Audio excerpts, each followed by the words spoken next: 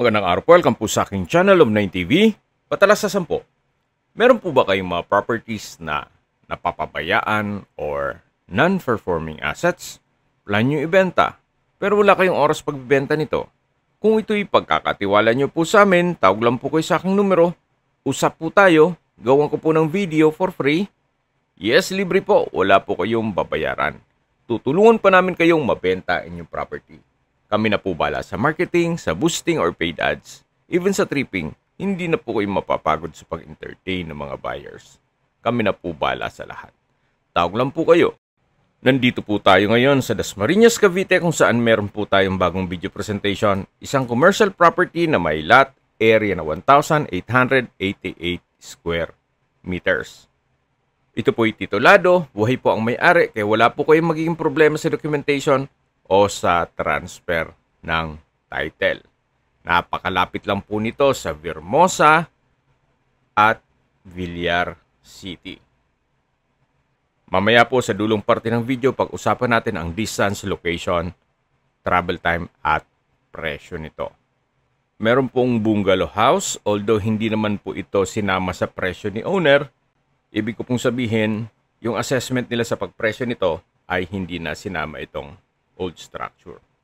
Pero ganun pa man, papakita ko pa rin sa inyo, gawa ng ito'y livable pa naman. So ito po yung salas o living area. Then sa dulo po yung kusina. Then dito naman po yung mga kwarto. Hindi lang natin mapasok ito gawa ng meron pong natutulog. So yan po yung pangalawang kwarto. At dito naman po yung dining area at kitchen. Open concept lang po dito.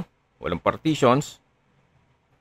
Dito po yung toilet and bath o banyo at ito naman yung kitchen countertop. May isang kwarto po dito. At dito naman yung access door na papunta sa garahe.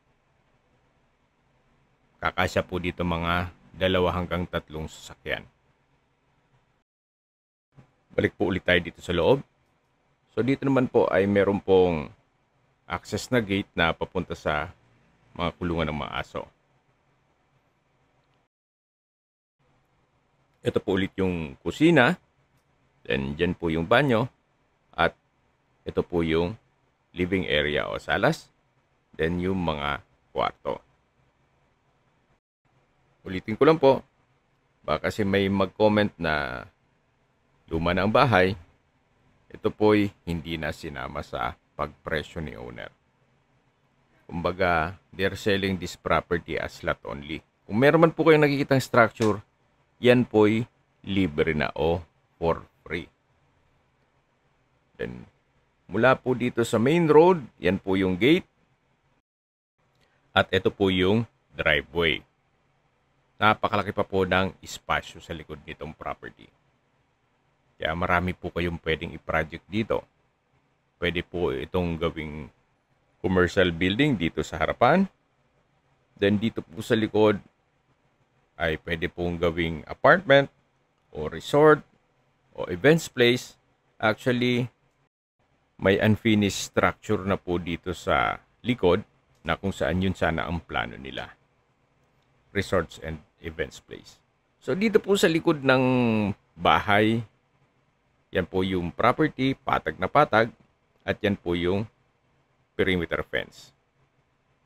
At kung sakali man po na hanap nyo'y mas malaki pang sukat ng lupa, ito pong katabing parsela ng lupa ay sila din po ang may-ari. May sukat po yan na 1,900 square meters na kung saan pwede rin pong i-for sale yan. Kung sakaling kailangan nyo ng mas malaking sukat ng lupa. Pero kung sakto lang naman ang budget, gaya nitong 1,888, pwede naman pong ito lang muna. Ito po palang buong 1,888 square meters ay pinagtatlo na. Yung unang parsela po ay 320, yung pangalawa ay 625, at yung sa dulo po ay 625. Meron pong 3 meters right of way, itong binabaybay natin. Lahat po yan ay titulado. Kaya po nasabi ko na 1,888, gawa ng kasama na po yung right of way hanggang dito sa dulo. Ito pong unfinished structure, yan po sana ang gagawin nilang events place. Kaso may pagbabago sa plano, kaya ibebenta na lang nila ito. Ito na po yung dulong parte ng property na kung saan ito po yung 625 square meters na titulado din at iisa lang po ang pangalan sa 3 parsela ng lupa. Kaya kung sakali man po na magbi-build and sell kayo o kaya investment para sa inyong pamilya, at least ito po'y nakadivide na sa 3 at may right of way at titulado na po lahat. At ang kagandahan pa po dito, binebenta po ito ni owner below market value. At sa dulong parte nitong video, pag-usapan natin ito. Okay, sa distance, location at travel time portion na po tayo. Gaya po ng sabi ko sa inyo kanina, ito po'y napakalapit lang sa Vermosa at Villar City. Even sa Orchard Golf Course at sa mga schools at hospital. Even sa District Mall, Dasmariñas, 1.5 kilometers lang po ito ang distance at ang travel time is 3 minutes. Mula naman po sa SM Molino at Somo Market sa Daang Hari, ang distance is 4.2 kilometers at ang travel time is 8 minutes. Mula naman po sa Evia Lifestyle Center at sa MCX, ang distance is 8.4 kilometers at ang travel time is 16 minutes. Mula naman po sa De La Salle at Emilio Aguinaldo College, ang distance is 4.7 kilometers at ang travel time is 11 minutes. Mula naman po sa Manila o sa airport, ang distance is 25.5 kilometers at ang travel time is 49 minutes. Okay, sa presyo na po tayo. Binebenta po ito ni owner sa halagang 18,000 pesos per square meter. Opo, below market value na po yan. Gawa ng ito po ay along the highway na 4-way lane. Kung may mga katanungan po kayo, tawag lang po kayo sa aking numero. At sa mga kababayan naman natin na sa ibang bansa, meron po akong Telegram. Sa mga iPhone user naman, may iMessage. Meron din pong Imo, Skype, Viber at WhatsApp.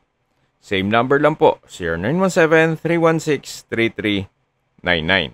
Sa mga nagtatanong naman po ng aming Facebook, meron po aming Facebook page na Nov9TV at Facebook Reels Video. Meron din pong TikTok at Instagram. May ibang YouTube channel po kami na The Nov9TV Channel at Nov9TV Listings. Sana po naibigan nyo ang video presentation. Paki-like and subscribe na lang po sa aking channel para ma-update din po kayo sa aking future listings. Kung sakali po hanap nyo yung mas malaking sukat na lupa, meron din po kami ibang listings na pwede nyong pagpilian. Huwag po kayong mag-atubiling tumawag sa amin, then let us know your budget para malaman namin kung anong property pwede namin alok sa inyo. Sa lahat pong viewers, subscriber at nagtiwala po sa amin, salamat po sa suporta. Ingat po kayo lagi at yung pamilya. Maraming salamat po.